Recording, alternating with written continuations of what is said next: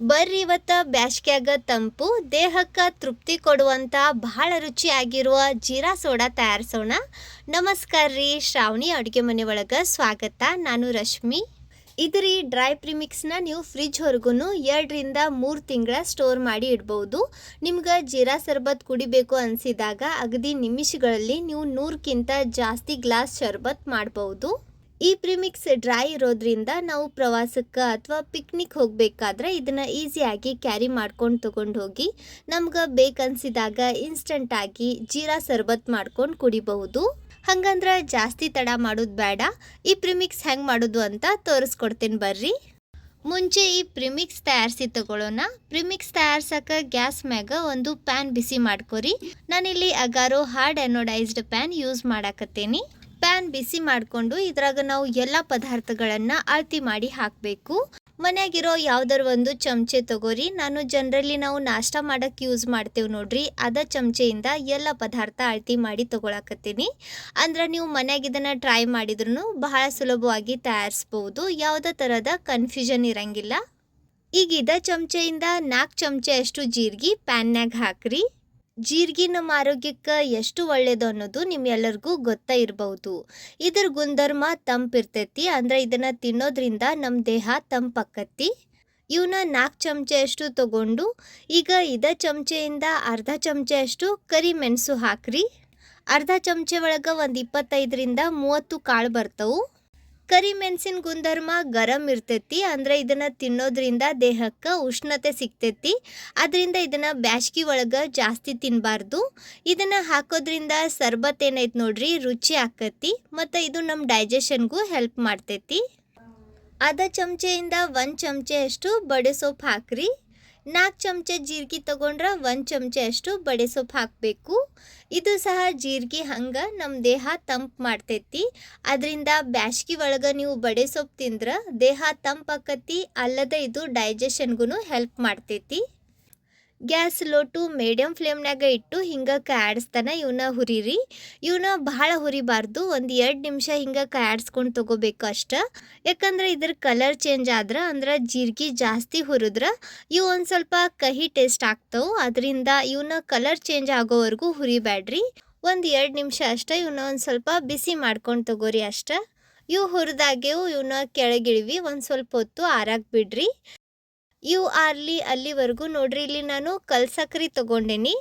ನಿಮ್ಮೆಲ್ಲರಿಗೂ ಗೊತ್ತಾ ಇರಬಹುದು, ಕಲ್ಸಕ್ರಿ ತಂಪಿರ್ತೈತಿ. ಇದನ್ನ ತಿನ್ನೋದ್ರಿಂದ ನಮ್ಮ ದೇಹ ತಂಪಾಕತಿ. ಅದರಿಂದ ಇದನ್ನ ಬ್ಯಾಸ್ಗಿ ಒಳಗೆ ತಿಂದ್ರೆ ಬಹಳ ಒಳ್ಳೆಯದು. ಇದು ನೋಡ್ರಿ ಈ ಥರ ಒಂದು ಸ್ವಲ್ಪ ದೊಡ್ಡ ಸೈಜ್ನಾಗ ಇರ್ತೈತಿ. ಅಂದ್ರೆ ನಾರ್ಮಲ್ ಸಕ್ರಿಗಿಂತ ಈ ರೀತಿ ಇದು ಒಂದು ಸ್ವಲ್ಪ ಕಲ್ಲಿನ ಥರ ಇರ್ತೈತಿ. ಅದಕ್ಕೆ ಮೋಸ್ಟ್ಲಿ ಇದಕ್ಕೆ ಕಲ್ಸಕ್ರಿ ಅಂತಿರ್ಬೋದು. ನನಗೂ ಗೊತ್ತಿಲ್ಲ, ನಿಮ್ಗೆ ಗೊತ್ತಿದ್ರೆ ಕಮೆಂಟ್ನ್ಯಾಗ ತಿಳಿಸ್ರಿ. ಇದನ್ನು ನಾವು ಒಂದು ಸ್ವಲ್ಪ ಜಜ್ಜಿ ತಗೊಳ್ಳೋಣ. ಅಂದ್ರೆ ನೆಕ್ಸ್ಟ್ ಇದನ್ನು ನಾವು ಗ್ರೈಂಡ್ ಮಾಡಬೇಕು. ಆಗ ಚಂದಾಗ ಗ್ರೈಂಡ್ ಆಕತಿ. ಇದನ್ನು ಔಡ ಬೌಡ ಅಂತೇಳಿ ನೋಡ್ರಿ ಹಂಗೆ ಜಜ್ಜಿ ತಗೋರಿ. ನಮ್ಗೆ ಇದು ಅರ್ಧ ಕಪ್ನಷ್ಟು ಬೇಕು. ಅರ್ಧ ಕಪ್ ಆಗುವಷ್ಟು ಇದನ್ನು ಜಜ್ಜಿ ತಗೊಳ್ಳೋಣ. ಈ ಥರ ಇದನ್ನು ಅರ್ಧ ಕಪ್ ಆಗುವಷ್ಟು ಒಂದು ಸ್ವಲ್ಪ ಜಜ್ಜಿ ತಗೋರಿ. ತೀರಾ ಪುಡಿ ಮಾಡೋ ಅವಶ್ಯಕತೆ ಇಲ್ಲ. ಈ ಕಡೆ ನಾವು ಹುರಿದು ಆರಾಕಿಟ್ಟಿದ್ವಿ ನೋಡ್ರಿ ಬಡೆ ಸೊಪ್ಪು, ಜೀರಿಗೆ ಮತ್ತು ಕರಿಮೆಣಸು ಇವೆಲ್ಲ ಆರೆವು. ಇವನ್ನ ಒಂದು ಮಿಕ್ಸಿ ಜಾರ್ನ್ಯಾಗ ಹಾಕಿ ತಗೋರಿ. ಇದ್ರಾಗನ ನಾವು ಜಜ್ಜಿ ಇಟ್ಟಿದ್ವಿ ನೋಡ್ರಿ ಕಲ್ಸಕ್ರಿ, ಅದನ್ನು ಹಾಕ್ರಿ. 1 ಚಮಚೆ ಅಷ್ಟು ಬ್ಲ್ಯಾಕ್ ಸಾಲ್ಟ್. ನಾನಿಲ್ಲಿ ಬ್ಲ್ಯಾಕ್ ಸಾಲ್ಟ್ ಯೂಸ್ ಮಾಡಾಕತ್ತೀನಿ. ನಿಮ್ಮ ಕಡೆ ಇದು ಅವೈಲೇಬಲ್ ಇಲ್ಲ ಅಂದ್ರೆ ಸಿಂಪಲ್ಲಾಗಿ ನಾವು ನಾರ್ಮಲ್ ಮನ್ಯಾಗ ಯೂಸ್ ಮಾಡ್ತೇವೆ ನೋಡ್ರಿ, ಅದು ಉಪ್ಪು ಹಾಕ್ರಿ, ನಡಿತೈತಿ. ಇದ್ರಾಗ ಸ್ವಲ್ಪನೂ ನೀರು ಹಾಕ್ಲಂಗ ಇದನ್ನು ಗ್ರೈಂಡ್ ಮಾಡ್ಕೊಂಡು ತಗೋರಿ. ಇದ್ರಾಗ ಸ್ವಲ್ಪರ ನೀರಿನ ಅಂಶ ಇದ್ರೂ ಈ ಪುಡಿ ಜಾಸ್ತಿ ದಿನ ತಡೆಯಂಗಿಲ್ಲ, ಕೆಟ್ಟು ಹೋಗ್ಬಿಡ್ತೈತಿ. ಈ ರೀತಿ ಇದನ್ನು ಗ್ರೈಂಡ್ ಮಾಡ್ಕೊಂಡ್ಮ್ಯಾಗ ಈಗ ಇದನ್ನು ನಾವು ಸಾನಸಿ ತಗೊಳ್ಳೋಣ. ಅಂದ್ರೆ ಫೈನ್ ಪೌಡರ್ ಮಾರ್ಕೆಟ್ನಾಗ ಸಿಗ್ತೈತೆ ನೋಡ್ರಿ, ಅದೇ ಥರ ಪ್ರಿಮಿಕ್ಸ್ ರೆಡಿ ಆಕತಿ. ಇದನ್ನು ಸಾನಸಿ ತಗೊಳ್ಳೋಣ. ನೀವು ಈ ಥರದ ಸಾನ್ಗಿ ಇದ್ರೆ ತಗೋರಿ. ಇಲ್ಲಾಂದ್ರೆ ಮನ್ಯಾಗ ಹಿಟ್ಟು ಸಾನ್ಸು ಸಾನ್ಗಿ ಇರ್ತೈತಲ್ಲ ಅದನ್ನು ತೊಗೊಂಡ್ರು ನಡಿತೈತಿ. ನೋಡ್ರಿ ಈ ರೀತಿ ಇದ್ರಾಗ ಕರಿಮೆಣಸು ಇರಲಿ, ಬಡೆ ಸೊಪ್ಪು ಇರಲಿ ಅಥವಾ ನಾವು ಹಾಕಿದ ಕಲ್ಸಕ್ರಿ ಇರಲಿ, ಅದ್ರ ದೊಡ್ಡ ದೊಡ್ಡ ತುಂಡು ಉಳ್ದಿರ್ತವೆ. ಇದನ್ನು ತೆಗೆದು ಬಿಡ್ರಿ. ಅಥವಾ ನೀವು ಬೇಕಂದ್ರೆ ನಾವು ಪಲ್ಯ ಸಾರು ಅದನ್ನು ಮಾಡೋಕೆ ಮಸಾಲ ರೆಡಿ ಮಾಡ್ತಿರ್ತೇವೆ ನೋಡ್ರಿ, ಅದ್ರಾಗ ಇದನ್ನು ಹಾಕ್ಬೋದು. ಯಾಕಂದರೆ ಇದ್ರಾಗ ನಾವು ಕರಿಮೆಣಸು ಮತ್ತು ಜೀರಿಗೆ ಹಾಕೀವಿ, ಅದ್ರ ಫ್ಲೇವರ್ ಬರ್ತೈತಿ. ಸೊ ನೋಡ್ರಿ ಈ ರೀತಿ ಬಹಳ ಸುಲಭ ಸರಳ ರೀತಿಯಲ್ಲಿ ನಾವು ಮಾರ್ಕೆಟ್ನಾಗ ಸಿಗುವಂಥ ಪ್ರಿಮಿಕ್ಸ್ ಮನ್ಯಾಗ ತಯಾರಿಸ್ಬೋದು. ಬ್ಯಾಸ್ಗಿ ಒಳಗೆ ಸೋಡಾ ಪಾರ್ಲರ್ ಅಥವಾ ಜ್ಯೂಸ್ ಸಿಗ್ತೈತೆ ನೋಡ್ರಿ, ಆ ಅಂಗಡ್ಯಾಗೂ ಹಿಂಗೆ ಪೌಡರ್ ಮಾಡಿಟ್ಟಿರ್ತಾರ. ಅಂದ್ರೆ ಅವರು ಹೇಳಿದ ತಕ್ಷಣ ಫಟಾಫಟ್ ಸೋಡಾ ರೆಡಿ ಮಾಡಿ ಕೊಡ್ತಾರ. ಇದರಿಂದ ಜೀರಾ ಸೋಡಾ ಹೆಂಗೆ ಮಾಡೋದು ಅನ್ನೋದು ಮುಂದೆ ವಿಡಿಯೋದಾಗ ತೋರಿಸ್ಕೊಡ್ತೀನಿ. ಈಗ ಇದನ್ನ ಒಂದು ಕ್ಲೀನ್ ಮತ್ತು ಡ್ರೈ ಆಗಿರೋ ಗ್ಲಾಸ್ ಜಾರ್ನ್ಯಾಗ ಸ್ಟೋರ್ ಮಾಡಿ ಇಡ್ರಿ. ಗಾಜಿನ ಜಾರ ಬೇಕಂತಿಲ್ಲ, ನೀವು ಮನೆಯಾಗಿರೋ ಯಾವುದೋ ಕಂಟೈನರ್ನ್ಯಾಗನು ಇದನ್ನ ಸ್ಟೋರ್ ಮಾಡಿ ಇಡಬಹುದು. ಅಗದಿ ಫ್ರಿಜ್ ಹೊರಗೆ ಇದು 2ರಿಂದ 2.5 ತಿಂಗಳ ಏನೂ ಆಗಂಗಿಲ್ಲ. ನೀವು ಇದನ್ನ ಫ್ರಿಜ್ನಾಗ ಸ್ಟೋರ್ ಮಾಡಿದ್ರೆ 6 ತಿಂಗಳ ಇದು ಕೆಡಂಗಿಲ್ಲ. ಇನ್ನೇನು ಹುಡುಗರು ಎಕ್ಸಾಮ್ ಮುಗೀತು, ಬ್ಯಾಸ್ಗಿ ಸೂಟಿ ಕೊಡ್ತಾರ.